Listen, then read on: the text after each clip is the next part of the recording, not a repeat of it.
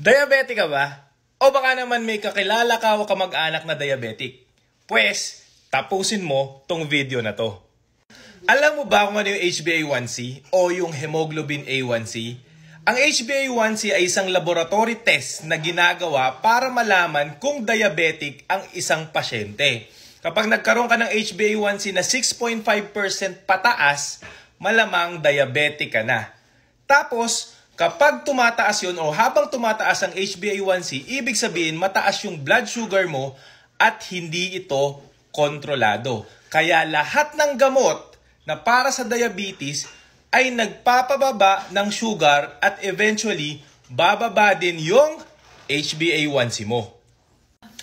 Pero alam mo ba na bukod sa gamot, meron pang paraan para pababain ang HbA1c mo? Paano? Proper diet at regular exercise. May mga pag-aaral kasi na kapag ginawa mo yung proper diet, yung talagang tamang diet bababa ang HbA1c mo ng 1%. At meron ding pag-aaral na nagsasabi na kapag talagang nag-exercise ka regularly, bababa ang HbA1c mo ng 1% din. Kaya kapag ginawa mo yon, yung lifestyle modification na yon, na regular diet regular exercise at proper diet, bababa yung HbA1c mo ng 2%. So kung meron kang HbA1c na 9% minus 2, edi 7%.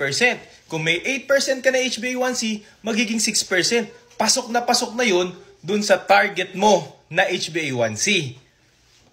Kaya ano pa hinihintay mo? Bakit hindi ka na mag-exercise at mag-diet? Kasi bukod sa papayat ka na, gaganda yung katawan mo at pakiramdam mo, makokontrol pa yung sugar mo, pati ang blood pressure mo.